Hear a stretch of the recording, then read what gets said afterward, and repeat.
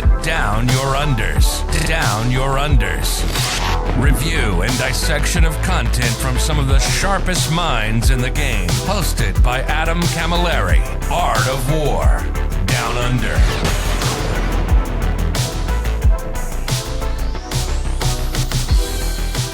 Hello, ladies and gentlemen, and welcome to another Index review. I have no idea what freaking number episode of Art of War Down Under this will be when it eventually comes out, because I'm recording a bunch of Index reviews all in a big old cluster. We're doing a bunch of the part ones before the points come out, just because that's what I need to do to slot these in where I can. But the juicy part twos will be waiting for all the points. They'll be over on the Patreon at Art of War Down Under. You can go and find that and get the deep dives of this creation, the real juicy breakdowns of what is actually going to be extremely relevant, extremely competitive. Right here on these part ones, you're going to get the full deep dive into the rules, that being the detachment rules, the army rules, the enhancements, the stratagems, and then our best pick for what we think are the competitive data sheets, points withstanding, of course. For this adventure into the Chaos Demons, into the warp itself, I am joined by the finest athlete Australia ever produced, Mr. Matt Morosoli. How you doing, mate? Oh, just doing a couple of stretches, mate. Might go run a couple 100 meters after we finish up now. Wouldn't want to overdo it. Just a couple of 100 meters. Wouldn't want to do too much. That's it. Yeah, I don't prescribe to the Steve Box, fitness regime that's, based on science, that's based on, probably lots of years of actual production. I am of the Soli school of athletics and athletic performance, where you just rock up and overperform on the day. Mate, nobody who plays this game should be as chiseled and toned as Steve Box. It should be a handicap against their opponent. It actually should be. I'm going to get distracted looking at those rock hard nipples. Exactly right. You're going to stare at him. You're just going to be like, wow, my whole combo is just gone. I forgot what my combo was. Anyway, we're blowing enough smoke. Mate, Daemons time. This index literally came out yesterday as the time of this recording, so it is very fresh. I have barely scraped the surface of it. I have not had time between the other 20 indexes that have just come out. How thorough of going over have you given it? I've read everything at least once. We're gonna shoot off the cuff a bit here, but I have spent a bit of time in our little WTC Discord talking about, some combos and stuff. Obviously, we don't have points yet. Like we're literally recording this the day after it's come out, and by part two, I'll have some cool list ideas to talk to people about. But as of right now, I've kind of gone through. I've picked out some units that I think are pretty good. I got some cool combos that I think are good, and I like the index. I don't think it's turbo broken. I don't think it's as bad as some of the other stuff we've seen come out, but I think it's got all the tools to be a really competitive index until we get the codex. I totally agree. I love how it feels like it's going to play the missions as well, how it's going to be extremely good at just ripping cards off the top and being able to do no matter what the card says. You're going to have a lot of flexibility. Yeah. In saying that, so your hot takes are done, but you did have a nice segue there you didn't take advantage of. Tell us about the WTC team, how anybody can support anything that the Australian team's doing, or anything else you'd like to plug. So head on over to Team Australia 40K on Facebook. You can follow the team there. Look, there's not a whole lot of content that goes up around now. We're pretty, heads down, thumbs up, just getting stuff done, getting prep done. But there is a raffle with some amazing prizes, including a fully commission painted Space Marine army by last year's player, Hayden Waldark. There's actually an Eldar army that's just been added. There's thousands of dollars worth of prizes. It gets drawn in just a couple of weeks, so the entire team gets together on the Gold Coast on the last weekend of June, and we are live drawing it from the Gold Coast as a team. So it's going to be really cool. Tickets start from about $5. The more you buy, the cheaper they get. There's probably a sweet spot around the $50 mark, I think, is where it sort of makes a lot of sense. There are some cool prizes, so you should go check it out. Can't freaking wait, mate, and good luck to the team as they make their journey over to try and get the back-to-back in Belgium in T-minus, less than 2 months? In 2 months' time we'll be playing, right? This is it's 2 months. It's Thursday night right now, so literally 2 months from today will be the first day of play, I believe. Absolutely crazy how quick that's come up on us. But let's get back to the Chaos Demons. They kick it off with their army rule, which is Shadow of Chaos. It reads as thus: if your faction is Legiones Demonica, certain areas in the battlefield are considered to be within your army's Shadow of Chaos as follows. Your deployment zone is always in your Shadow of Chaos.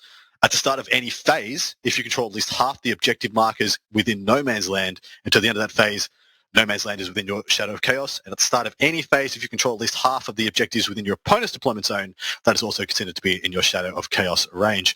Straight up, does this mean much yet? Give us the breakdown of the manifestation and terror to give us the context of what this actually means. Well, actually, neither of those rules interact. So good job there, Adam. Well done. Well done. First swing and a miss. So it's on the next page, is the Warp Rift. So the Shadow of Chaos basically just determines where you can deep strike units in. It's the standard 9 if you're not in the Shadow of Chaos, but if you are, it becomes 6. So you basically go to 6-inch charges with deep strike units. Correct. Now, the key thing here is that it is the start of a phase. So in order to deep strike, you have to control an objective at the start of the movement phase. You can't move on to 1, then shadow it, and then deep strike in 6. It's going to be very hard to ever get that off in your opponent's deployment zone, but definitely the No Man's Land is probably where there's the most impact anyway. Absolutely.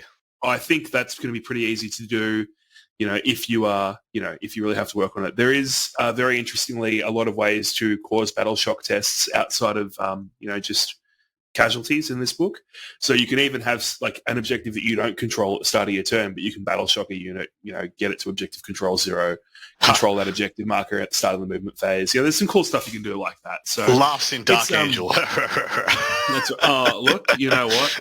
Dark Angels aren't going to be good because they've been good for the last 7 years or something like that. Exactly, so they're going to be bad, and it's not going to matter. But backtracking to demonic manifestation, when a Legion demonic unit from your army is within your army's shadow of chaos, each time that unit takes a battle shock test, add 1 to that test, and if it's passed, 1 model in that unit regains up to D3 lost wounds. If that unit is a battle line unit and that test is passed, up to D3 models are returned instead. And then demonic terror, when enemy units within your shadow of chaos, each time the unit takes a battle shock test, subtract 1 from the test, and if they fail, they take a smite. They take D3 mortal wounds. So that's not nothing either. They're not, nothing to write home about. They're not fake dice or anything like that. But that's pretty good. Yeah, it's really cool. And what's actually really cool again is like the way the Shadow of Chaos, the way that it triggers at the start of each phase. It does mean if you go get in your opponent's deployment zone, if there's 2 objectives in there, you control 1. Your opponent's deployment zone is in the Shadow of Chaos for their turn.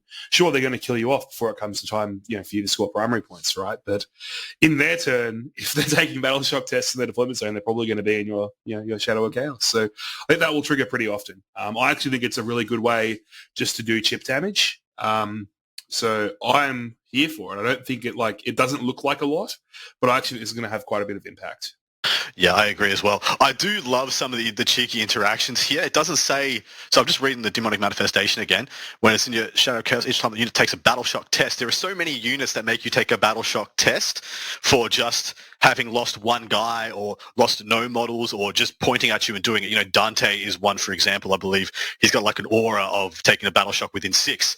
You could just heal the demon army by making him take frivolous battle shocks. I think that is pretty cute. Yeah, absolutely. I think it's very cool. I also, look, here is my favorite interaction. I'm going to leak this now because I think this is really cool. What I think is going to happen really often is that you're going to put like 1 dude out onto an objective from behind some terrain. You're going to lose that guy. You're going to take a battle shock test at the start of your following turn. You're going to get back on the objective and you're going to steal some primary points. I love that. I think that's going to happen really frequently. That's cute. You used to have to invest in the Warp Storm dice at the 5 dice heals to do that. I think now you get to do it for free if your opponent's killing your stuff. So it's kind of cool. I really like that. So your opponent, if they want to line up on 10 demonettes, they need to shoot something with 1 instance of fire that's going to kill all 10, or you risk just doing absolutely nothing of consequence. Yeah, I think that's really cute. Break down Demonic Pact for us and give us, if you have any inkling of whether this is going to be relevant, by all means speak to it. Yeah, so the Demonic Pact is the new allies rule, essentially. Basically, depending on what size mission you play, you have 250, 500, or 750 points. I don't even know. Which one's the 2K? Is it 2K Strike Force? Or Strike Force, yeah. So yeah, 500 points of allies. There you go. I've never heard it called by its actual name before, so we've learned something. So you get 500 points of demon allies. In a World Eater's army, you only get Khorne demons. In a Tislan's army, you only get Zench demons. In a Death Guard army, you only get Nurgle demons.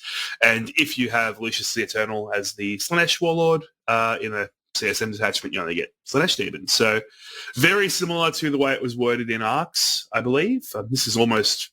I actually think this might almost be identical wording to the way it was worded in Arcs, but you are limited to 500 points now. So rather than it being a patrol, it's 500 points of your army. Having gone over this index, does this index scream as something that's going to offer things to other Chaos armies as an ally? I think so. I do think a lot of this kind of wants to be its own thing. Like I think, for example, like World Eaters, like they kind of don't really get much by adding more combat in. It's just like there's nothing in Khorne you really want to add in. T-Suns actually probably really love this. Like, again, I'm going to talk about a broken combo here, but like Thousand Suns using the Kabbalistic Ritual to turn off armor saves and dropping 15 Flamers pending points costs at their opponent that have torrent weapons that ignore armor saves is ridiculous to me. So I guess, Vic and David, who played T-Suns and Zench Demons at LVO, were just that far ahead of the meta that they knew what was going on. Mate, just 9 months ahead. That's it. Like nine months ahead of the meta. There we go. Like, respect, guys. Well done. You were too good for your time. And look, we'll get to Nurgle when we get to Nurgle, but Death Guard aren't going to get anything by adding in some of the worst starter sheets in the game. Man. It pains me to say. What the hell is with the Lucius Eternal stipulation? Like, it's probably just a way because there's no Emperor's Children Codex. Like, there's no Emperor's Children Codex, so I assume it's just a way to make you play a Slaanesh army. Like, how else do you do it? Like, you say, this is probably just a convenient way to make you follow the spirit of the right demonic allies, I guess. Agreed. All right, you've already gone over the Warp Rifts, the detachment rule, but I'll do it again very quickly. Each time a Legionis Demonica unit from your army is set up on the battlefield using the Deep Strike ability, if it is set up wholly within your army's shadow of chaos, it can be set up anywhere that is more than 6 inches from the enemy models rather than 9 inches. That is a huge boon. Not quite as good as kind of it is now, where you come within 3 inches in your own deployment zone. But this is a huge deal for the way the game is played with all the cards and scoring and things like that. We don't know, the GT pack withstanding, of course. Yeah, of course. It's obviously, it's really cool. What is very interesting is that icons and instruments on all the lesser demons have changed. They've gone back to the way they were before Ninth Ed. So you can get +1 to charge on things like Bloodletters. So you do get 5-inch charges with Bloodletters, which is very, very cool. Point spending, obviously, because if the unit is still 130 points, I just don't think it's going to be quite worth it. But also, you'll love to see the lack of dents in 10th edition. No neg 2 to your charges from a cheeky forest. Chef's kiss. Yeah, well, I guess we don't have Warp Storm dice to ignore that anymore, so I guess I have to go back to caring about about negatives to charge. But yeah, you're right. That not having that is pretty good. I'm a fan. All right, jumping into the stratagems, the first of which is Corrupt Real Space, 1 CP. When the start of any command phase, target 1 Legionis Demonica unit from your army that is within the range of an objective marker you control. Effect: that objective marker is said to be corrupted and remains under your control even if you have no models within range of it until your opponent controls it at the end of any turn. In addition, when any objective marker is corrupted and under your control, the area of battlefield within 6 of that objective marker is considered to be within your army's shadow of chaos. Good rule, bad rule, seems funky, seems more better for 1 CP holding your backfield in a full yeet scenario than mid-board. But how do you feel about it? Yeah, so look, here's the thing, right? Normally if you have an objective and you go to not having that objective anymore, it's because your opponent's put stuff on it, which usually means you're not going to hold it anyway. Regardless. And with the way that objective control works now, like someone's always going to hold the objective. They're almost never going to be drawn or contested. Like someone's going to hold the objective. So I think into full shooting armies, this is sick to put 3 Nurglings on a mid-board objective, go first, be like, lol, that's mine, have your unit shot dead, and then just say, okay, well, you have to come and put something in front of me, and here's all my scary combat. Yeah. I think it has its place, but I don't think it's busted. Fair. Give us the next one. We'll go Draft of Terror. So we've got when you're shooting or fight phase, target 1 Legionis Demonica unit from your army that has not been selected to shoot or fight this phase. And the effect is until the end of the phase, improve the AP characters of weapons, the armor penetration characteristic of weapons equipped by models in that unit by 1. In addition, each time such weapon targets a battle-shocked unit, you can re-roll the wound roll. Ooh, 1 CP. Hot. Really this good. This is a sick strat, and it works in both shooting and fight phase. I'm just going to say it. Flamers of Zench are back. No. No. Flamers are back, baby. Oh, dude. Mate, that is... Can you imagine AP2 auto-hit Flamers re-rolling to wound against battle-shocked units? And they deep strike down, take their pound of flesh, and then in the your opponent's movement phase, they 1 CP, take another pound of flesh with Overwatch. That seems very strong for 1 CP. This strat is, I think, the best strat in the book. It's probably really just good because its utility is like there are so many places that you can use this, and it's actually really easy to force battle shock tests. Like maybe not on like really durable, really high leadership units, but there's a lot of battle shock jank in this army. It can really just make removing key objective holding pieces like an afterthought. Just 1 CP, no question if you're getting the job done anymore. Yeah.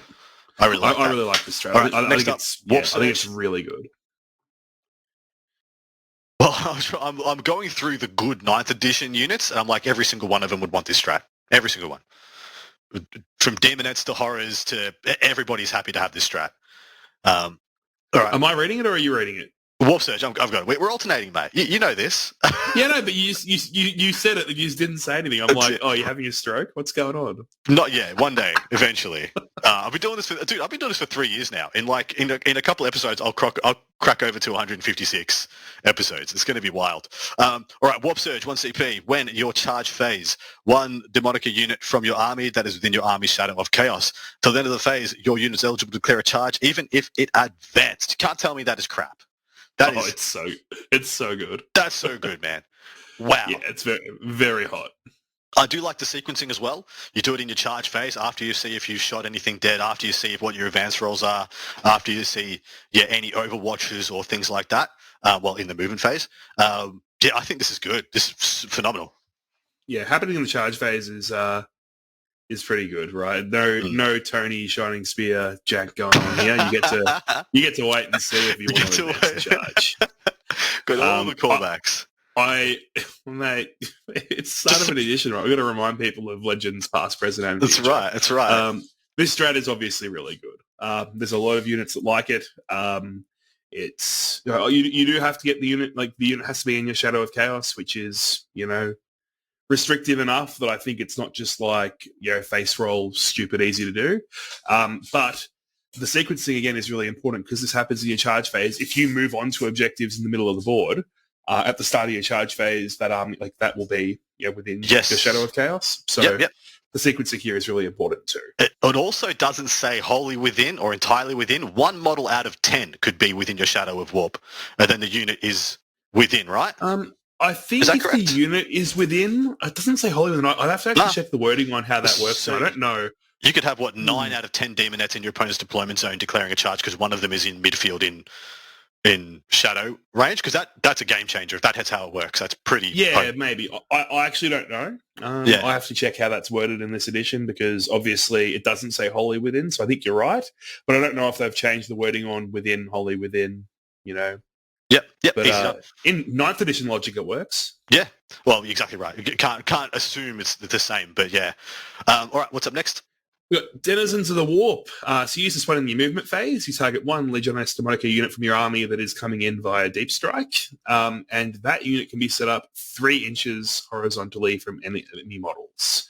You don't get to charge with that unit, though. You can only shoot or be there for the sake of doing other things, I guess. But yeah, it's I have a 3-inch delivery. I've seen GSC players stealing objectives here, there, and everywhere for the last 2 years because of a similar ability. That is just going to be good. Yeah, 3-inch Deep Strike is obviously really good. There is not a lot of great shooting in the army, so it's not really going to be good for damage, but it's going to be really good for positioning. It's also going to be really good for playing secondaries, playing cards. I think it's going to be really, really powerful for that. Yeah, you just rip a card you couldn't get otherwise, slap down the CP, 3-inch Deep Strike, go get it. I think it sounds sick. All right, next up we have the Realm of Chaos. This is 1 CP. When at the end of your opponent's turn, target up to 2 Legions Demonica units from your army that are within your army's Shadow of Chaos, or one other Legiones Demonica unit from your army. Effect, remove the target units from the battlefield and place them into strategic reserves. They will arrive back on the battlefield in a reinforcement step of your next movement phase using the Deep Strike ability. Restrictions, you cannot target units that are within engagement range or one or more enemy units. That's pretty sick. Yeah. Side question here. Do we know if there's a rule about doing this post turn 3 anymore? There is like, can not you do as this of yet. Oh, okay. So, cool. but I will say that in 9th edition, that rule existed exclusively in the GT packs. That is true. If it's on brand, if we're on brand with the previous edition, it'll be coming whenever we get the GT pack, of course. Yeah, I have a feeling because it's a strat, it might let you do it. My first thought here is that like if you play things like Gambits, this is pretty sick. Like picking stuff up and putting them in the exact right place to complete your Gambit is pretty cool. I don't know, I really like that. I think this is a useful strat. I think it'll probably, again, it's not going to get used every single turn of every game, but it's pretty good. I think it's pretty good too. All right, last one, mate. We've got Demonic Invulnerability. You use this in the shooting phase. After an enemy unit has selected its targets, you pick one unit that was selected as a target for one or more of those enemies' attacks. And until the end of the phase, every time you take an invuln save for that unit, you reroll a saving throw of 1. How do you feel about it? Yeah. I don't know. Only shooting phase? I wish it was shooting and fight phase. Yeah, it's like if you do the math right, like you look at something like a Bloodthirster that's got 18 wounds now, if you take 18 wounds, you're going to pass 9, you're going to roll 3 1s, and you're going to turn 1.5 of those into 4-ups. So if you take 18 wounds, you're getting 1.5 wounds worth of value back out of that. I just don't think the math is quite that good. I think it's going to be really clutch on like turn 5 of the game when you're trying to keep some horrors alive or something. But I don't know about this one, to be honest. I don't love it. I wish it was, if it was fight phase as well, I'd like it a lot more. Just being shooting phase. Yeah. I think this is going to happen on like turn 5 when you've got a unit trying to stay alive and an objective and you're getting shot by a bunch of things. You both got limited resources. They've got like an exact amount of stuff to get a job done, and you're just going to 1 CP tilt the math and see if it's enough. That's what I think. Yeah. All right, mate. As for the suite of 6 stratagems, Draught of Terror is just absolutely busted compared to the rest. But there's some good stuff there as well, right? I kind of think they're all good. Like they're all useful. I think Draft of Terror is the best one. But like, man, Warp Stage is pretty good. Advance and Charge is pretty good. Range Deep Strike's pretty good. Yep. Man, they're kind of all good. I'm here for these strats. Yeah. I remember we did the Chaos Demons retrospective a month ago. I'm like, all the strats are shit. Exactly. Well, this time they're all good, so it's great. You're not wrong, mate. Like, the only Drought of Terror is the screams to me, slap that thing down all 5 turns of the game. The rest of them is like, fair enough, advance and charge on the go turn, Denizens of Warp, when you're going to steal an objective and change the game. And the rest of the other 3 are pretty, situational. Man. All right, into the enhancements. We have 4. First up is Argath, the King of Blades, which was a near auto include on your Bloodthirster in the current edition. Khorne, Demonica unit model only. Add 1 to the attacks and strength characteristic of the bearer's melee weapons when the bearer is within your army shadow with chaos. Add 2 to the attack and strength characteristics instead. Not like what I love to see as an enhancement. I don't love to see single model enhancement, like making one model better when you only have we only have 2 or 3 of these things to choose from. But that is not a bad buff, realistically. I hate to inform you, Adam, but all of them do exactly that. There's no auras. There's no like. No auras. They're all just that. There you go. This is probably the best one, and we'll talk about that when we get to the Khorne section. I'll tell you why this is the best one. I think this is just like. It's just the best one. Fair. Who do you want to take this on? Bloodthirst, probably. Hell yeah. I love that potentially, you just said that. Potentially a Demon Prince, but it does depend a lot on points here. Love hearing that one of the best Demon players still says a Bloodthirster is worth taking in 10th. Fantastic. Again, I'll explain why when we get to the Khorne section. And again, this is all pending points because I've got no idea how many points these things cost. So Bloodthirst is 350 points. You're probably not going to want to take him. Fair. But I think this is the best one. So I'll do the worst one. The Endless Gift. Yay. a Nurgle Legionis Demonica unit gets a 5+ Feel No Pain, and when it's in the Shadow of Chaos, it's a 4+ Feel No Pain. I mean, that's good, right? If the model is good, if the It unit would be is if good. the data sheet wasn't terrible. Well, I mean, surely you can just get a big old fat boy into the midboard and be like, ha, 4-up in Feel No Pain. Yeah, you can definitely do that. He's not going to do anything when he gets there. He's not going to do anything. Look, GUO comes out at 200 points, slap this on him all day, every day, and it'll be fine. But he's not going to be 200 points. Like, the Grand Unclaimed one does nothing, and he's really slow, right? So you have to deep strike him. And like, sure, maybe he deep strikes 6 away, rolls hot on the dice, gets in, and then like he's hard to kill, but he doesn't kill anything anyway. So the rule actually sounds much better than it is. I'd much rather have the 4+ Feel No Pain on the Bloodthirster though. Like, yeah, I just scrolled down to the GUO. Moose 7. Oh, that's pretty slow. That's pretty slow for a massive base. All right.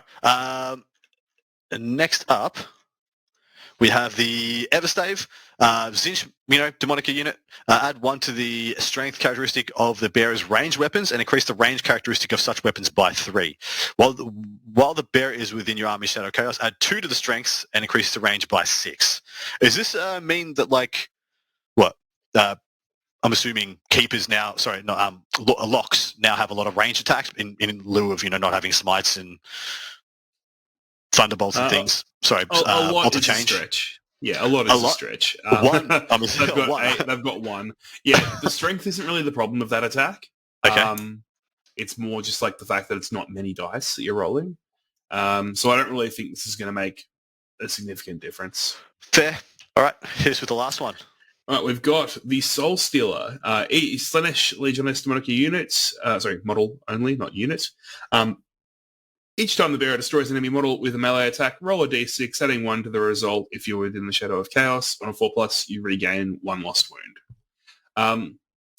It's okay. The problem is that it doesn't crank the damage at all. And I think once you're in, you're pretty much at risk of getting 1 turn. Like, the Keeper is really, it's the most fragile of the Greater Demons, and it's probably very likely to get 1 turned. I think if you don't get 1 turned, you're probably just winning, right? I mean, I was pretty happy with the Keeper datasheet when it came out in the preview. I thought, this seems about right for a Keeper. But then I played a couple of games and I realised how lethal the game still is. I'm like, oh, concerns. Yeah, I'm not sure it keeps you healthy enough. And the thing is, you also have to, like, it's killing models, right? So, like, if you're hitting anything that's multi-wound, you don't necessarily kill a whole bunch of models. Like, sure, you can go into a unit of 10 Kroot and heal 6 wounds, but then the Tau Army shoots you off the board. So, I don't know. I just don't think it's going to do anything. I just don't think it's going to come up all that often. Fair. I mean, looking at these, I don't want any of these to cost more than 20 points when their points come out. In fact, I don't want any of these to cost more than 15 points when they come out. I might pay 20 for the Khorne one. Yeah, fair. All right, in saying that, let's start talking about some data sheets. So this is not the show where I want to sit down and review every single data sheet. We ain't got that kind of time, and I feel like that is just very boring content. You can go and see that stuff, where people have visual mediums and all those kind of things. We're going to go through our export. In this case, it's the athlete Matt Morosoli. His best picks per god. We're going to do every Greater Demon, I think, or at least one version of the Greater Demon. If there's a named one that's better than the vanilla one, we'll do that one. And then at least 1, if not 2 other picks from that god. If Matt thinks it's good enough to talk about, we're going to talk about it. So, Khorne is up first, mate. Where are we going first? Look, we can talk about Scarbrand because he's my baby, but he's not great. Like, he's definitely okay. So, he has retained his no fallback aura. You do have to make people fail a leadership test now, which isn't on 3d6 anymore, and there's less ways to manipulate leadership than there were before. So it really is like a much less reliable version of that, and that's probably what's going to make him not so good, because he does move 8 inches. And, the fact that you can't trap things in combat, things can actually just run away from you now, is probably... Oh, sorry? Yeah. How far does he move now? Is he move 10 now? Yeah, he degrades down to 8, but, like, yes. But, like, it's more so that once he gets in now, he traps things reliably, but he doesn't do that. Yeah. So he still has a +1 attack aura. He still has the no fallback aura. Yep. But the no fallback aura is a much less reliable aura to get off. That being said, he does have 8 attacks of strength 16 with 6 flat damage. I was about to say, he hits like a gallant with 2 more attacks, but doesn't ignore invuls like he does now. Well, yeah, for what it's worth, you can make that 7 damage, which is kind of funny. He hits pretty good, but honestly, the Vanilla Bloodthirster, I do think just hits a little bit better. Fair. All right, well, let's talk about that then. Easy done. So stat line of a Vanilla Bloodthirster is move 12, toughness 11, 4-up save with a 4-up invuln, 18 wounds, leadership 6, and 5 OC. Give us the importance. Yeah, so firstly, Khorne Demons within 6 get +1 to hit, which is pretty good for a couple of the combos we're going to talk about.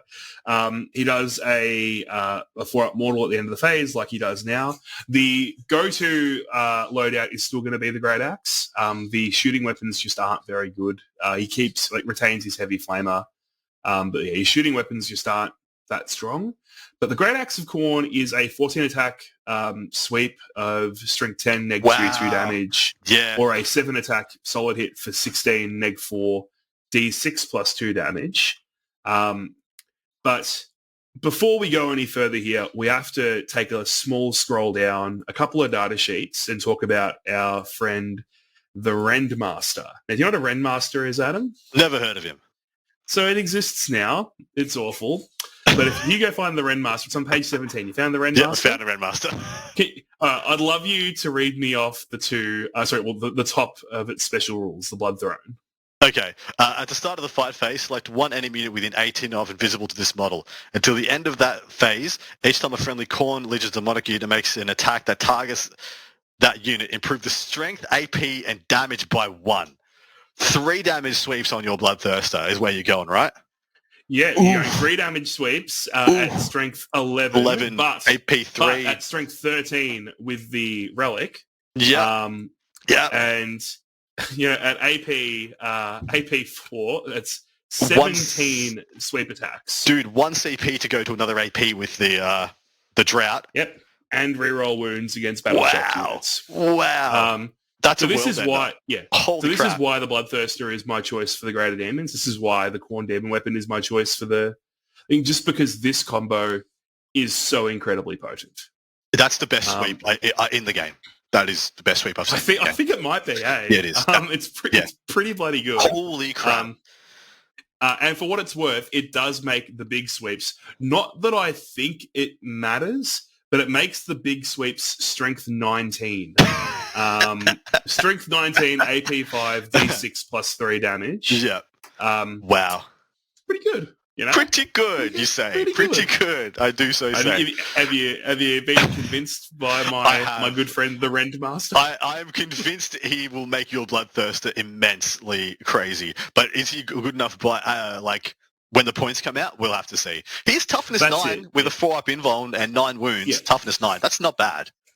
So the other key here, and I apologize, we're going to jump around a little bit here, but I think it makes more sense to talk about the some of the non-god, like the non-god specific units right now.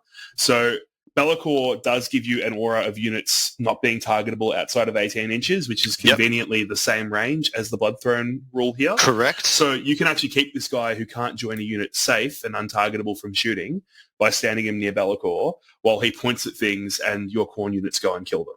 Wow. And Be'lakor also gives you a Shroud of Chaos aura, which means you can deep strike charge with +1 strength, AP, and damage on things like Bloodletters on 5-inch charges. So there's a whole lot of juice flow in here, right? There's a whole lot of really interesting combos going on. It's all so super points dependent. It is, yeah. Like everything you're seeing these part ones, everything is points dependent. There is going to be a bunch of these part ones that are done after the points come out, but for the sake of the content, I gotta chew along and get them all done. One more Khorne data sheet, mate. Sorry, let's just do the Demon Prince, because the Demon Prince I think is kind of a Khorne data sheet. He is all the way at the bottom, so I'm gonna have to wait for my PDF to load. Me too. I'm doing the same. It's a 120-page PDF. It does take a minute. Yes, it does.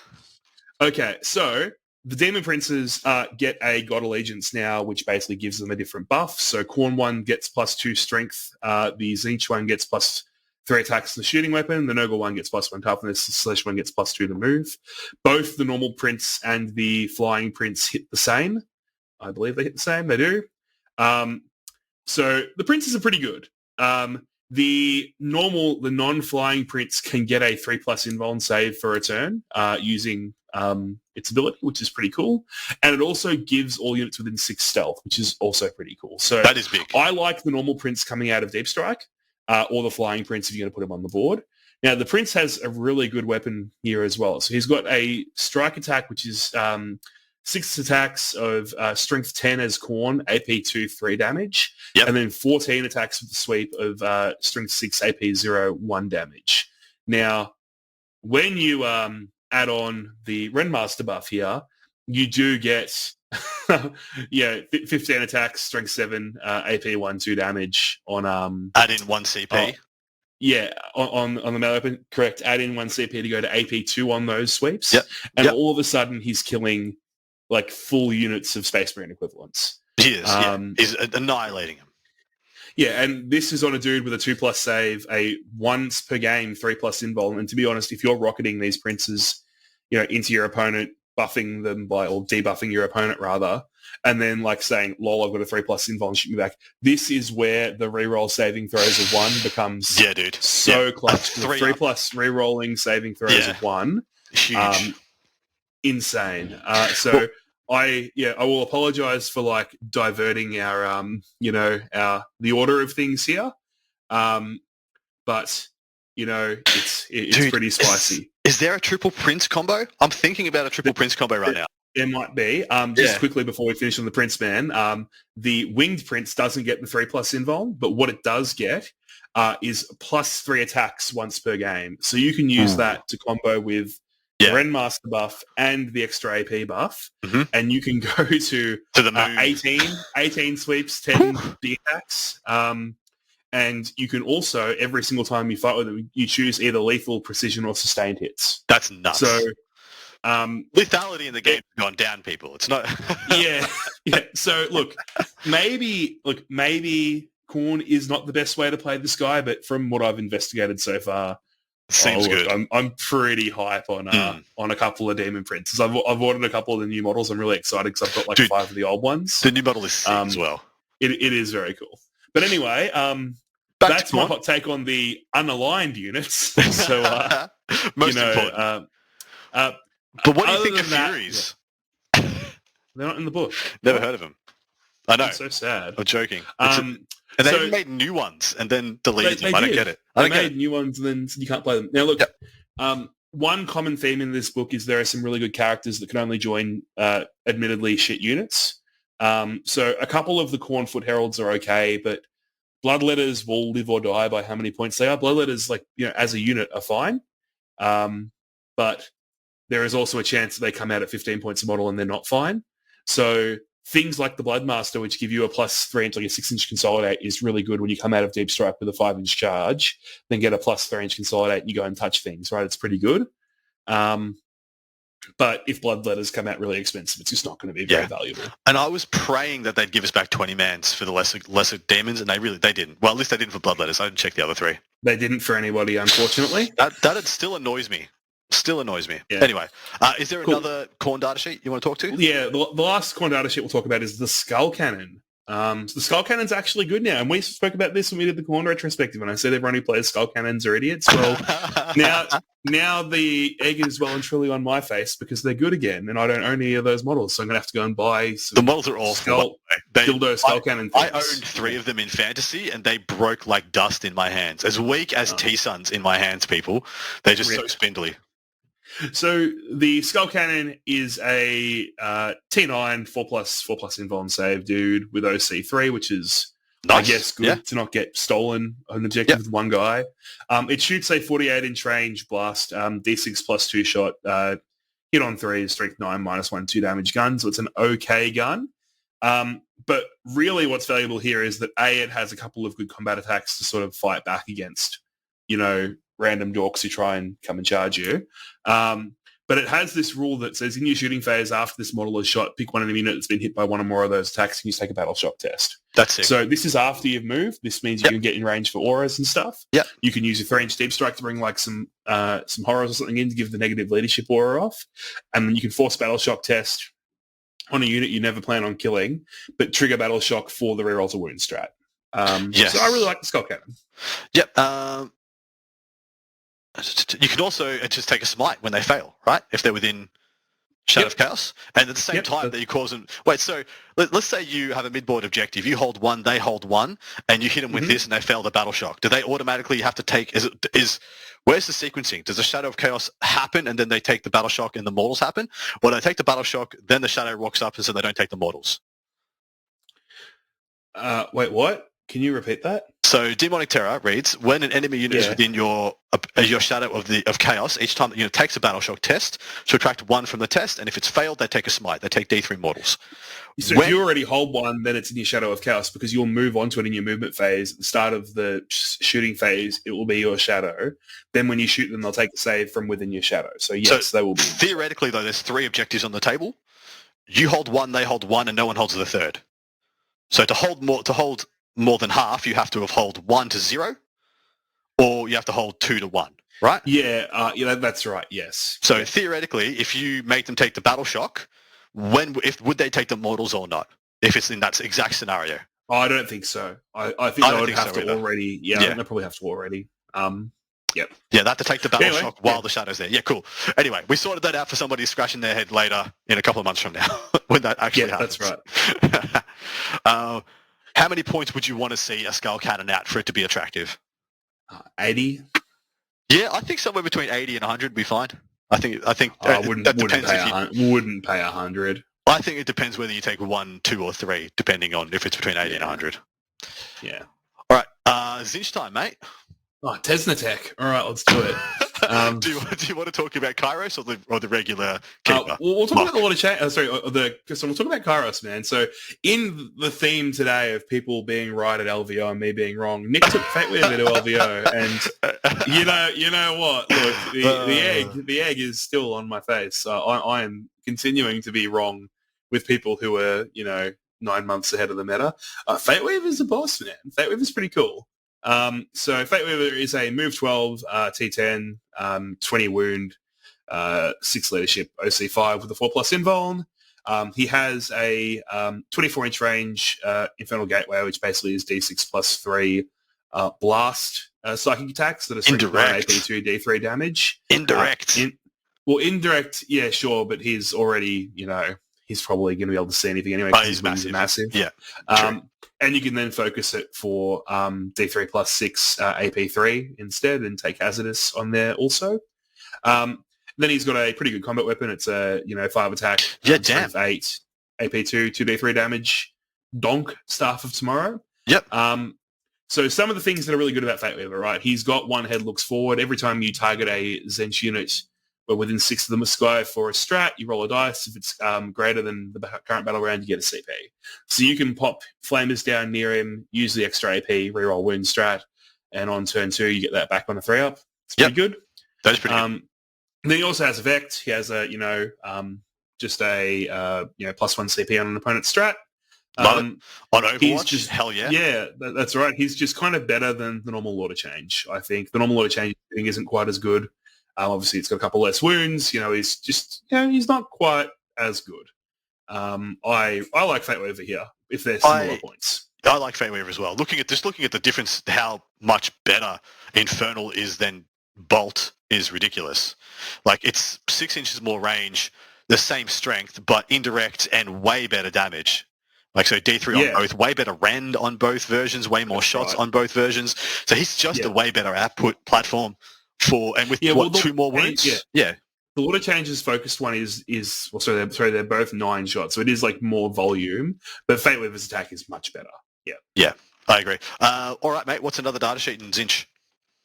Okay, so we're going to talk about horrors of various descriptions, because which horror you want depends very much on points cost. But horrors are really, really good. Okay. So they've all got a 4+ invul now. It's always it's combat and shooting. So blues and brimstones have a 4+ invul from shooting. The split rule is the same. So each time a horror unit in this model, a horror model in this unit is destroyed, after they've finished making their attacks, if the unit's not destroyed, on a 4-up, you get to add a brimstone. If a pink horror dies, on a 4-up, you get to add 2 blue horrors. So it's the exact same split mechanic as we currently have. Blue horrors have an aura of -1 leadership, and this is leadership not affecting battle shock tests. Like some of these rules say take a battle shock test at -1. This specifically affects leadership, which is pretty important. The really good thing here, and this is why I think it's going to be a bit of a blue horror meta if they come out at a low points cost, is the exploding horrors rule. So if you have a brimstone horror in the unit, which can find a way to kill a horror, I guess that's pretty useful. If you've got a brimstone horror in the unit, after you charge, when you fight with that unit, you roll a dice for each brimstone. Every 4+, you kill a brimstone and you do a mortal wound. What this allows you to do is charge things, get onto objectives, kill the brimstone horror, and then be on the objective and your opponent can't fight you back. Because they're going to be everything that's between exactly you. like the Scarabs used to do. It's insane. It's actually insane. It's just going to let you charge and take objectives off people. And so just to paint the logistics of this, you're going to charge with your blue horror unit. The whole front rank of the blue horror unit is going to be brimstone horrors.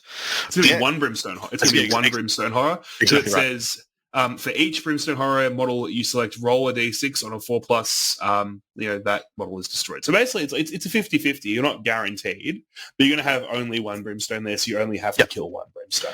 Exactly right. And so, then that's the win. That's the thing you're based against and you're fighting through.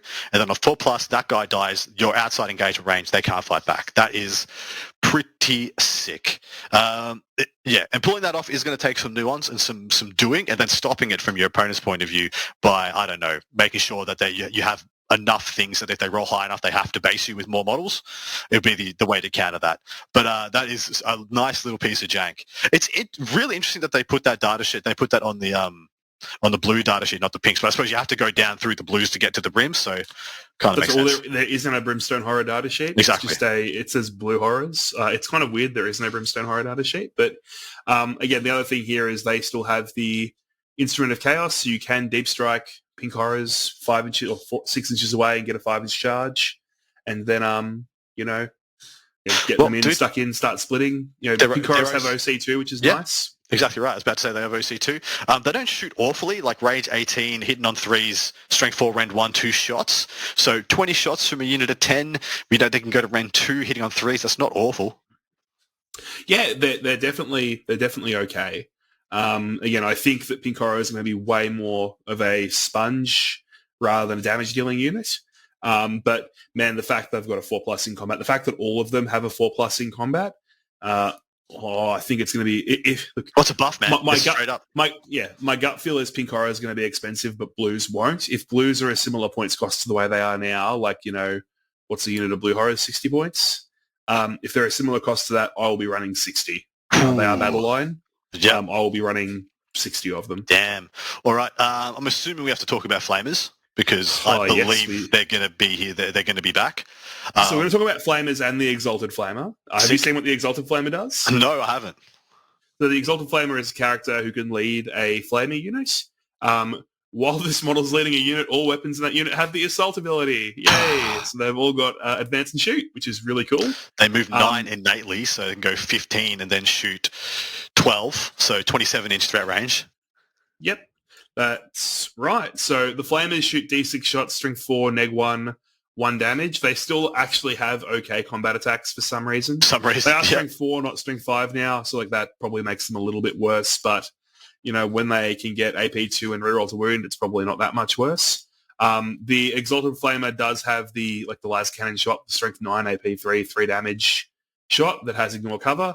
And then it has a 2d6 Flamer of strength 5, neg 1, 1 damage as well. Yep.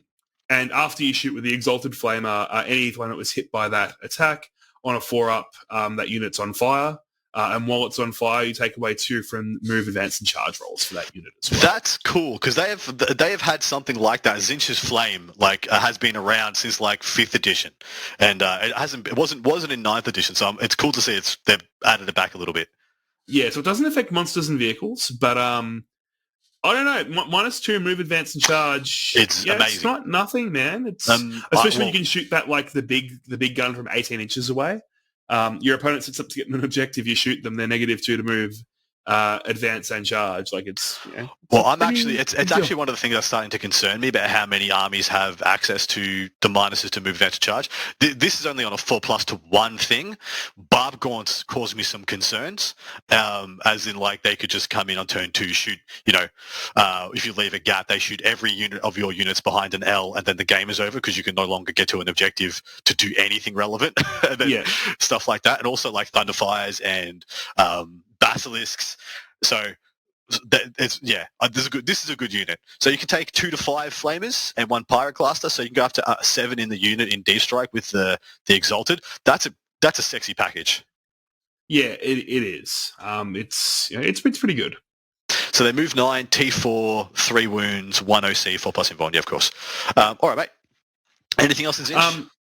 Look, nothing's great. The Blue Scribes are honestly the worst starter sheet I've seen anywhere. So we're not going to talk about that. It's atrocious. Obviously, there are no psychic powers anymore, so it can't steal psychic powers, which is sad. We'll talk about. Oh, you go. Yeah. So I'm actually going to make a point of that because there's no psychic powers, and because the psychic essentially is just shooting. Does this make more of a case to just not give a crap about it and play more Khorne, play more psychic? The psychic phase doesn't exist, so why should I prioritize it? Because in all honesty, I looked at the Lord of Change and I'm like, if its buffs aren't relevant, it's a crap data sheet for the points, maybe. Yeah, so I think that, you can't have all combat. You need to have some form of range damage. But, in the current chaos book, the Tzeentch powers are so good you'd never not take them. But if you could get equivalent shooting damage to sort of make up for that, you would. So I think if you just take shooting, then you probably fill the need for. Well, there aren't psychic powers. You can't straight up replace them. But there's nothing to replace them with. But I think that shooting or psychic shooting now is all kind of the same thing. And as long as you have some amount of range damage, I think you're okay. Well, I got to tell you, Kairos's power is the first power that I've seen that I've genuinely been impressed by. They've genuinely been good. That is as good as what you're losing. The rest of them, I've been pretty disappointed by most of the psychic, psychic replacement powers. Well, the ones that do damage, because there's nothing here that does mortal wounds. So why is it good? Are any of them good? But anyway, we'll wait to see the rest of them. All right, on to Nurgle. Oh, we've got one more Tzeentch data sheet to do, man. Right, we're going to do the Changeling. Have you seen what the Changeling does yet? Not lay it on me. He's very cool. So he's got lone operative and stealth, so he can hide behind units and stuff, which is nice. He is move 6, T3, 5 wounds with a 4+ invuln. He's got a couple of shooting options. He's got Infernal Flames, which is a 12-inch D6, 6-1 damage, and you can focus it for 3 more shots and D3 damage. So it's not a great weapon. He's got an okay combat weapon. He's strength 4, -1 D3 damage. It's okay. But he's got some bloody sick special rules. So every time an enemy wants to shoot this unit, you must first take a battle shock test. If that test is failed, in addition to being battle shocked, you can't shoot. Oh wow, which is pretty cool. I can't shoot this you can't shoot this model. Sorry. Yeah. So even if you manage to get close enough with the lone operative and all that and stealth and stuff to target him properly, you'd be like, no, you still failed. And at the start of your opponent's shooting phase, select one unit within 12 on a D6 roll of 2 to 5. Every time that unit makes a hit roll, you take 1 away from the hit roll. On a 6, it just can't shoot. Wow, which is kind of funny. It makes it distract 1 from the hit roll. You're already stealth, so you're already -1 to your hit. Now you're -2 to hit, but they can't stack. So, unless they're +1 hit. This can shoot something else though. They could target a different unit, right? So they can just take 1 away from hitting something else. True. But then just on a 6, they just don't get to shoot. Yeah. It's funny it's at the start of their shooting phase as well, because that would, if you did that to me and I was -1 to hit, I'd be like, well, now I want to shoot the Changeling because I'm already -1 to hit. I might as well shoot the Changeling. I'm within 12. And then I had to take a battle shock test, and then I failed. I'm like, I can't shoot the changeling either. That's just funny as hell. Battle shocking your opponent in their turn is actually so sad. That is because if they're standing on an objective to shoot you, they all of a sudden don't hold the objective. In your turn, because they've just done their battle shock, and that's right, and their battle shock through till their next command. Yeah, so like you get free reign to pop rerolls to wound, etc. on that unit and go smash it next turn. So Changeling, I don't know if he's good, but he's cool. He is. That is two really trolly special abilities. I wish I wish he was somebody you could give that enhancement to for the plus range, because that's what his gun needs. 12-inch range. If you was to take that to 18 inches, it would actually be sick. Yeah, it'd be better. Yeah. All right, on to the Nurgle, which was the worst god of 9th edition, and it wasn't even close. I'm hoping I know they're still the worst of this edition, but I'm hoping it's not as far behind. Yeah, it's not great. So we'll talk about the vanilla GUO here. The only reason why is really the enhancement to get 4+ Villain Pain. It's probably the only way to make a Great Unclean one work. So he's move 7, T12, 4+ Invo, 20 wounds, with a OC of 5. He's got 3 attacks with the Bile Blade if you take the Bile Blade. Is the Bile Blade the one you have to take? Yeah, that's right. So the Bile Blade's the optional one, sorry. The Bile Sword is the one that he has. So it's 12 sweep attacks of 6 -1, 1 damage, or 6 strong attacks of 8 -2, D6 damage. Well, even his strong attacks are only strength 8, man. He's not cracking a Rhino. I know, man. It's pretty sad. Why is he only strength 8? I don't know. It's bizarre. So auras, admittedly, he does give Nurgle Demons within 6 a 6+ Villain Pain. That's cool. So yeah, it's not bad. And then you move phase, pick an enemy unit within 12, and you take 1 away from the toughness of that unit, which is again not a terrible rule to have. But with the way that toughness values work this edition, where there's a lot more, like the numbers go a lot higher than they used to. Like T8 used to be a big deal. The way that numbers go a lot higher, taking 1 away is a lot smaller of a deal now. And it's he moves 7 and it's a unit within 12. So if I have a unit that is going to hit a breakpoint, it's going to stay 19.1 inches away from the Great Unclean One, and you can never.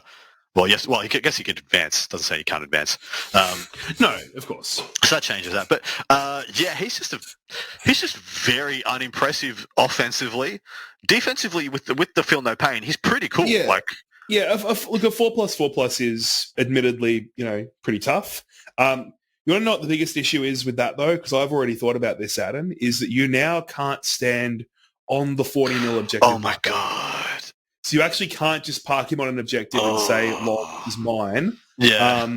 You actually just get ruined by that. The fact that rule exists actually makes him so much worse than he would be otherwise. Yeah. I'm hoping the GT pack makes that go away, because that's just a stupid rule in my opinion. It is. I'm going to be approaching tables and being like, can we just assume that doesn't work, because all of a sudden every Knight army, every Demon army, it's just such a cock block for no reason. Yeah.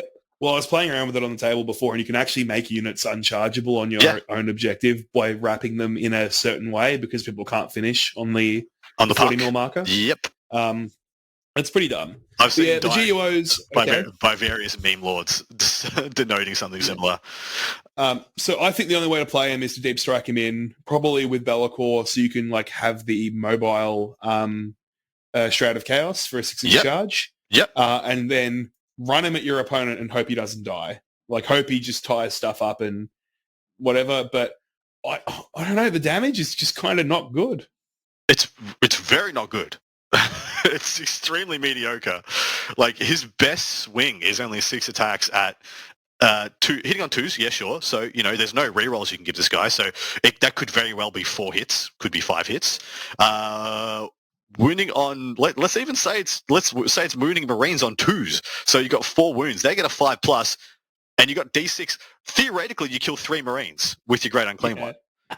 So bad. And you could roll a 1 on a damage and kill 2. Yeah. And you're like, holy crap, why is this guy here? It is pretty bad. It's so bad. I mean, you kill less, you try and sweep into Marines, you strike 6 -1, 1. It's terrible. It's terrible. I'm trying to figure out what he's good at. He should be do you know what they should have done? They should have made his offense pathetic, but he's like OC 12 or something. So it's just like that would have been come at the fat guy on the objective. Like, you're gonna have to really struggle to take this off me. That would have been sick.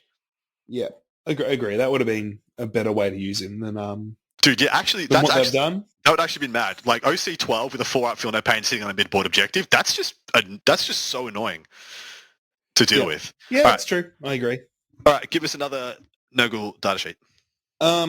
So most of the characters are pretty average. Like, I'll turbo through them. Epidemius is cool because it gives a Plague Bearer unit a 4+ invuln, which you can then stand near a GUO for a 4+ 6-up. But it's only one unit, and they're still probably going to die, so it's not great.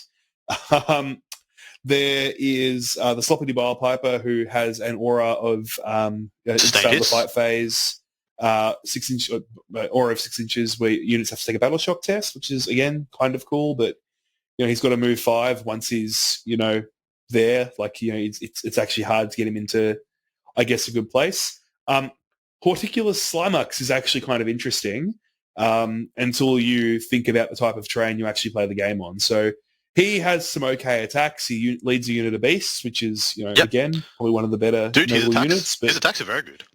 Yeah, so he's got 2 attacks of, hit on 4, strength 7, -4, 3 damage with devastating wounds. And then he's got 4 attacks of 6, -2, 3 damage that hit on 3s. So, his attacks are okay. When he's in a unit of beasts, the beast unit can reroll charges, and they get Heroic Intervene for 0 CP.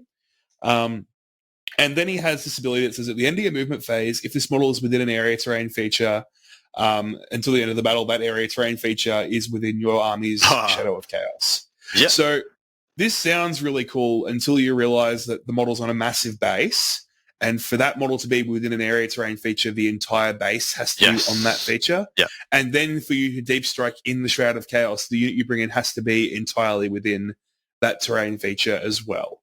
So while it sounds really good, unless you're playing with really massive bits of terrain, it's actually really hard to functionally get it off, I suppose. He is a fridge. Toughness 10 with 10 wounds and a 4-up is a fridge profile. Yeah, but, he's good. He's very tanky. He's very tanky for only moves 6 inches as well. Only moves 6. I mean, he's not a snail. This can't be the speedy snail, but it is notably slow. I mean, Plague Bearers move 5, but yeah, here we are. That's it. You got one more for me at least? Yeah, I got one more, and this is I'm going to blow your mind, Adam. This one is the tech. Okay. All right. We've got Nurglings. Yep. So they have Infiltrate, which is cool. They basically just have, I have just realized something. I'm going to stop talking because I'm bad. Okay. So the tech is that Nurglings are battle line, right? Yep. So they can bring D3 models back because they're battle line with the thing. Unfortunately, they're OC0. So they actually don't do anything. They actually don't do anything.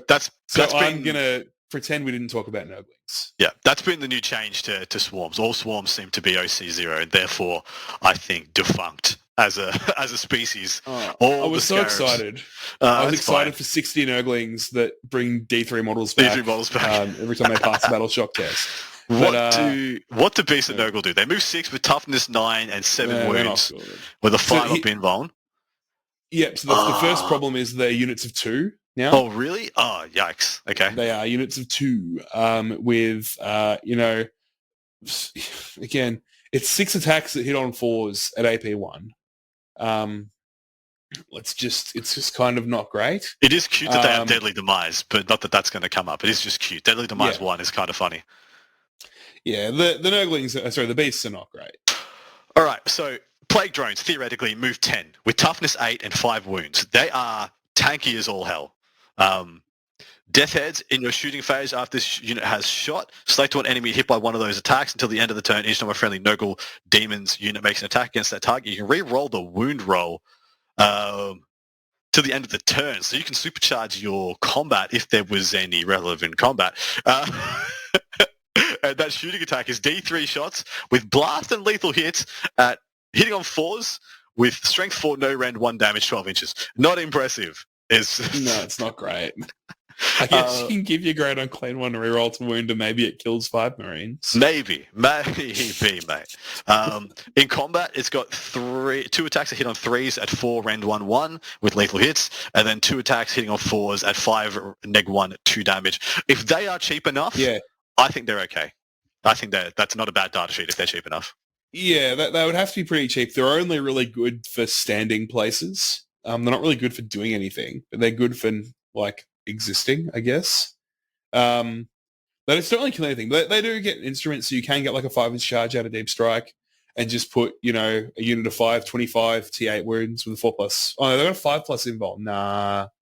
Oh, nah, man. 5+ invuln. Nah. Toughness 8, though, dude. Surely that's got to help. 5+ invuln's bad.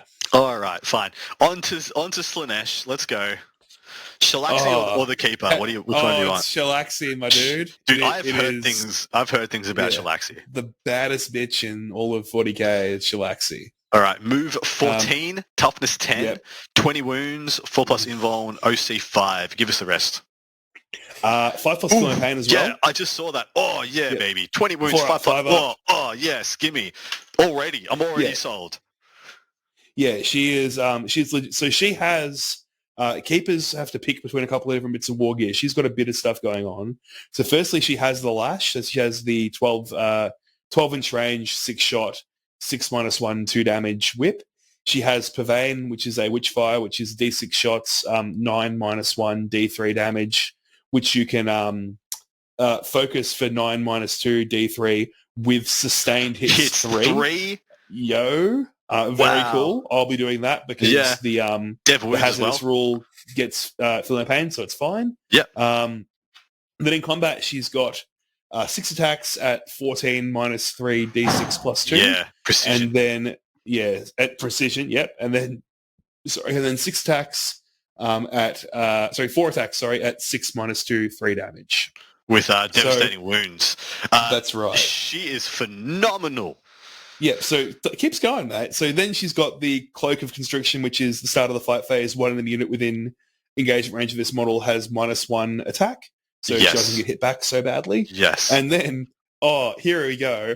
Each time a model declares a charge, targets a monster vehicle or character, you can reroll the charge roll. Each time this model makes a melee attack that targets a monster vehicle or character, you can reroll the hit, wound, and damage. Oh my god. Wow. So, monster vehicle or character, reroll hit, wound, and damage. Your -1 attack when they're fighting back. The only thing that would make her unstoppable would be fights first. And praise be she doesn't have it, because that would be busted. Could you imagine? Oh, dude, she's so good. Very impressed. Shalaxi is very good. I think it is one of the best units in the book. I cannot disagree. Just 20 movement 14 with advance and charge. So she could go 20 and then charge. So you go 32-inch threat range. That's terrifying. Absolutely terrifying. And like the other thing is she can stand near Be'lakor, man, and just not get shot at from outside of 18. Yeah, that's big. Yep. All right, I'm on board the Shalaxi train. I expect to be seeing her on tables everywhere. I've got one coming. I'm very ready. I've got 3 Keepers of Secrets, but no Shalaxi. So nice. Got to fix that, All right. What's another data sheet in Slaanesh? Look, there's a whole lot of chariots. Like there's 5 different chariot data sheets between the characters and the non-character ones. My favorite one's the Hellflayer. So the Hellflayer should, in theory, be relatively cheap given what they cost this edition. I think they're the cheapest one in 9th Ed. So the Hellflayer is move 14, T6, with a 4+ invuln, 7 wounds, OC 3. We've got the little shooting attack that's like, 6 attacks of, strength 4, AP 0, 1 damage. We've got 6 attacks of strength 6, -1, 2 damage. 4 attacks of strength 4, AP 0, 1 damage. Then 9 attacks of strength 4, AP 0, 1 damage with devastating wounds. And we've got this rule that is every time this unit's selected to fight, you can select one unit in engagement range, roll a dice, adding 2 to the result of its infantry. On a 2 to 3, they take D3 mortal wounds. On a 4 to 5, they take 3. On a 6, they take D3 plus 3. Dude, I think if this is somewhere around like the 65, 75 points that it costs, well, I think they're cheaper than that. I think they're 55 for this one now. If it's in that area, I think this is a very good unit. The kicker is it's a unit of 1 to 2. And they would take the... Oh, what? It's a unit. You can take 2 of them, man. So they both go in and... Oh, that's cool. Oh, sorry, each time it's unit. They wouldn't do it twice. It's each time this unit is selected to fight. But they take that 1 CP extra AP strat like a freaking boss. All those going from AP nothing to AP 1 and AP 1 to AP 2 is just beautiful. It's 19 attacks. Yeah. It's a lot, man. It is a lot of attacks. And do a bunch of more on a 4+ against infantry. You do D3 plus 3 on the charge. Yikes! Right. Really good. And look, there's Seeker Chariots. There's Exalted Seeker Chariots. The Exalted Seeker Chariots can make things take battle shock tests. Like there's a whole lot of these chariots. But like that's my favorite one. I think talking about all the differences will make even demon players get bored. I think I get bored talking about chariots, to be honest. But they're all kind of good. And if they're cheap, look, the Chariot Rush Army is a bit of a meme, but we could see the Chariot Rush Army. Who knows? I'd like to mention Seekers for a moment.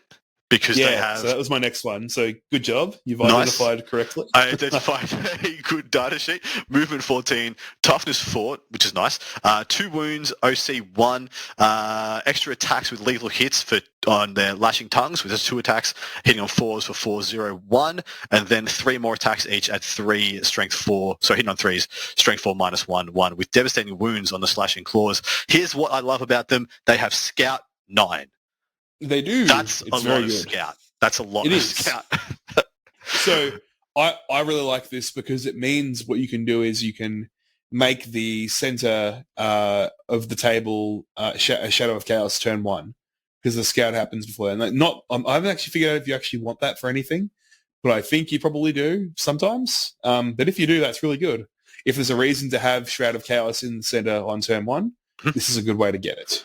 Well, dude, with plus, they got reroll, advance, and charge rolls, and so they can go without using the 1 CP advance and charge. They just go 23 inches if you go first and declare a rerollable charge. So is your opponent 13 inches back from the deployment line? Otherwise, they can get charged with a reroll. That's it. It's really intimidating. Yeah, definitely. I think it's really good. I think they're phenomenal. Yeah. Is there one more you want to speak to? Or should we do Bellacore? I think Celeste is pretty cool. So she is move 9, T6, 9 wounds, OC2, and she leads a unit of Demonettes now. So you put her in a unit of Demonettes. While she's in a unit of Demonettes, every wound roll of 5 is a critical win, so auto win anything on 5s, which means knights, which is pretty cool. It does mean you can actually hurt knights, which is nice.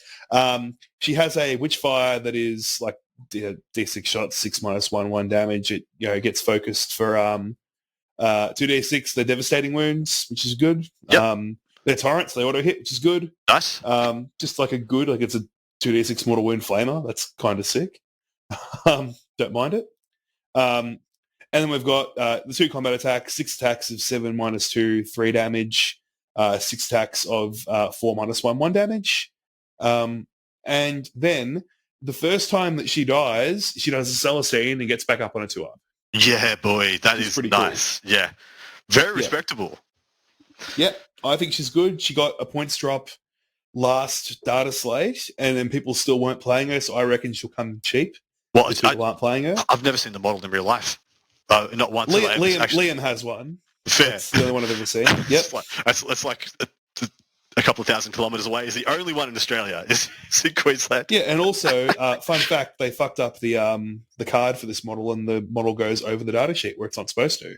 Oh, really? Like the rest of them don't do that. Yeah, have a look. Yeah. Graphic designer's getting fired, mate. That's it. It's over. Complaint with the G-dubs. That's it.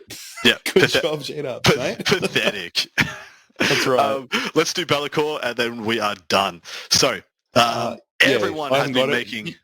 You can do it, Adam. You can do the honours of the Dark Prince, Voldemort, whatever. I don't know. He moves 12. He's got 10 wounds with a 4-up invuln, of course. Sorry, no. So his toughness 10 with 18 wounds. Apologies. I'm already doing a great job. 5 OC and, 4-up invulnerable save. He's got deep strike. He's got stealth innately. He has a Dark Master aura. The area of the battlefield within 6 of this model is considered to be within your army's shadow of chaos at all times. That's very nice. And at the end of the battle round, select one shadow form ability, see left, until the end of the battle round that is active for your army. Or for Be'lakor, sorry. Wreathed in Shadow, which is a psychic aura. While a friendly Legiones Daemonica unit was within 6 of this model, they can only be targeted by range attacks if the attacking model is within 18. We've already spoken about that, and it is phenomenal. Pall of Despair. In the Battle Shock step of your opponent's command phase, if the enemy unit that is below starting strength is within 6 of this model, that unit must take a Battle Shock test, rather than being below half strength. For the purpose of this ability, if a unit has a starting strength of 1, considered to be below starting strength when it's lost 1 or more wounds. And then Shadow Lord is also an aura. While a friendly Legiones Daemonica unit is within 6 of this model, you can re-roll Battle Shock and Leadership tests taken for that unit. Never heard of that last one. The other two are great. The first one is where the money is absolutely at. Maybe you switch to the second one once per tournament. Adam, Shadow Lord's not terrible, because you have to remember, if you pass Battle Shock tests, you get D3 models back. Regen. That's correct. Line, that is correct. Or heal wounds. So because this is at the start of the battle round, right, it's really dependent on who goes first. Because if your opponent goes first, you're going to be locked into not getting shot on the first turn, obviously.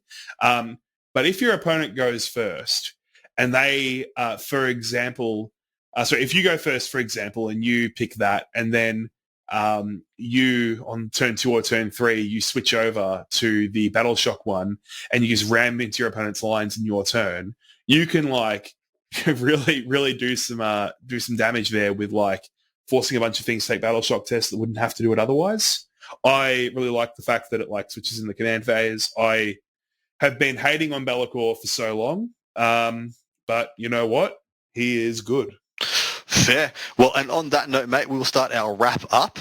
So you talked about a bunch of combos, notably making the Bloodthirster literally go to straight past the moon. He's on his way to Mars right now. He's absolutely juggernaut with that sweep attack. But there is some really exciting stuff in this book, and it seems like, much like Tyranids, where they have a bunch of stuff, but they're not that killy, but they play the board really well. You have less stuff, but it's way more killy and still plays the board really well. If that makes a difference. The bean counting has gone in a little bit different, but it comes out as a kind of a net of this is a very good board control and board playing army. Well, obviously points are going to decide which of these things I've just talked about are actually good. Just watch, half of this shit's going to come out at 30% more than it was now, and I'm going to sound like a massive idiot. Always the risk, mate. That's why we have the part 2. We clean it up in the part 2. So if we're wrong, just know that in part 2 we are in fact correct about everything we say. Yeah, sorry guys, I was so hyped for Daemons, but everything's bad. There you go. Can't wait for that part 2. That's the cold open part. That's worth your $6 a month or whatever it costs, right? That's it. Get in there. No, man, I'm excited. I think that for an Index army, it looks really fun to play. I'm going to play my first games with it on Sunday. I'm really excited. I think it's going to be a lot of fun. So the way I would describe the 9th edition codex is a codex that has extremely weak rules, with the exception of the Deep Strike more closer bit, but extremely strong data sheets. Is it very similar here? Yeah, but the strats are good. Honestly, the enhancements seem to be the worst part of the book for me. It seems like there's only one of them that even looks takeable, and that's only because it adds up to be a phenomenal combo piece. Yeah, I think the loss of the really devastating psychic phase that the army used to have is going to hurt. The shooting's definitely worse than it was before with pre-nerf flamers, for example. That's pretty much what I was getting at before. Because there is no amount of psychic shooting attacks you can put into your army to make up for the 30 freaking mortal wounds you could do on demand in the old book. No one was doing 30. Come on. That was an exaggeration. But you know what I mean? That reliable slap-down range damage. I don't see anything that's going to do that here. So does that mean you just kind of be like, well, I take the 1 or 2 good shooting pieces I can, and then I have to almost all in the combat phase?